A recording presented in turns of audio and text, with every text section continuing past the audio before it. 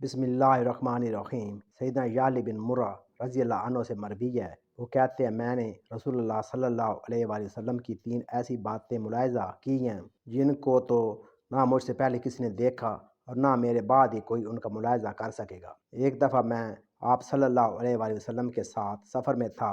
آپ صلی اللہ علیہ وآلہ وسلم دوران سفر راستہ پر بیٹھی ہوئی ایک عورت کے پاس سے گزرے۔ اس کے پاس اس کا ایک چھوٹا سا بچہ تھا۔ اس نے کہا، اے اللہ کے رسول، اس بچے کو جنات چمٹے ہوئے ہیں، اس کی وجہ سے ہم بہت زیادہ پریشان ہیں۔ اس کو ایک ایک دن میں کئی بار دورہ پڑتا ہے۔ آپ صلی اللہ علیہ وآلہ وسلم نے فرمایا، یہ مجھے پکڑاؤ۔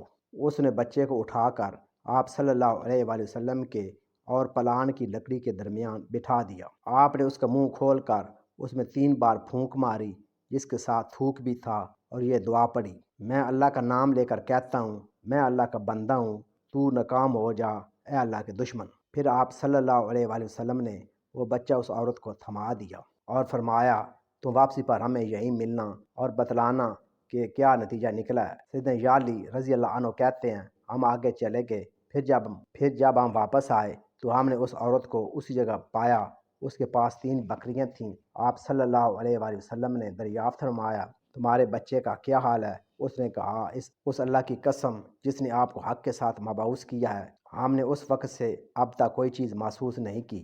آپ یہ بکریاں بطور عطیہ یعنی ہدیہ قبول فرمائیں۔ آپ صلی اللہ علیہ وآلہ وسلم نے مجھ سے فرمایا، تم اتر کر ایک بکری لے لو اور باقی واپس کر دو۔ ایک روایت میں ہے، اس نے 2 مینڈے اور کچھ پنیر اور کچھ گھی آپ صلی اللہ علیہ وآلہ وسلم کی خدمت میں پیش کیا۔ رسول اللہ صلی اللہ علیہ وآلہ وسلم نے فرمایا، تم پنیر، گھی اور 1 مینڈا رکھ لو اور دوسرا مینڈا واپس لوٹا دو۔ سیدنا یعلی رضی اللہ عنہ کہتے ہیں، میں ایک روز جبانہ ویرانے کی طرف نکل گیا۔ جب ہم کھلی جگہ پر پہنچے تو رسول اللہ صلی اللہ علیہ وآلہ وسلم نے فرمایا، تمہارا بھلا ہو، کوئی ایسی چیز دیکھو جو قضائے حاجت کے وقت میرے لیے آڑ بن سکے۔ میں نے عرض کیا، مجھے تو ایسی کوئی نظر نہیں آ رہی، صرف ایک درخت ہے، میرے خیال میں وہ بھی آپ کی آڑ کا کام نہیں دے سکتا۔ آپ صلی اللہ علیہ وآلہ وسلم نے فرمایا، اس کے قریب کیا چیز ہے؟ میں نے عرض کیا، اس جیسے ایک درخت ہے، یا یوں کہا کہ اس کے قریب بھی ایک اور درخت ہے۔ آپ صلی اللہ علیہ وآلہ وسلم نے فرمایا، تم ان درختوں کے پاس جا کر کہو کہ اللہ کا رسول تمہیں حکم دے رہے ہیں کہ تم اللہ کے حکم سے اکٹھے ہو جاؤ۔ سیدنا یعلی رضی اللہ عنہ کہتے ہیں کہ یہ بات سن کر وہ دونوں درخت آپس میں مل گئے اور آپ صلی اللہ علیہ وآلہ وسلم نے ان کی اوٹ میں قضائے حاجت کی اور پھر واپس آ گئے اور فرمایا،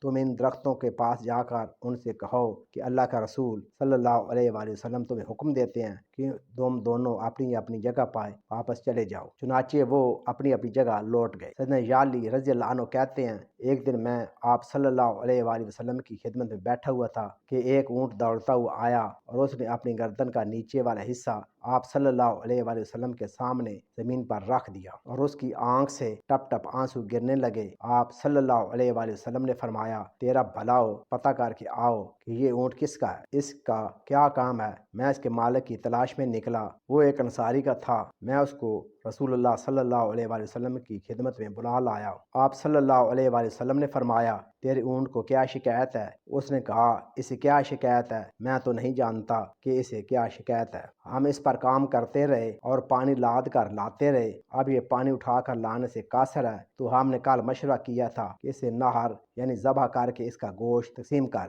آپ صلی اللہ علیہ وآلہ وسلم نے فرمایا، تم ایسا نہ کرنا، تم یہ اونٹ مجھے ہبا کر دو یا فروخت کر دو۔ اس نے کہا، اے اللہ کے رسول، یہ آپ کا ہے، آپ رکھ لیں۔ پھر آپ صلی اللہ علیہ وآلہ وسلم نے اسے بیت المال کے صدقے والے اونٹوں والا نشان لگا کر ادھر بھیج دیا۔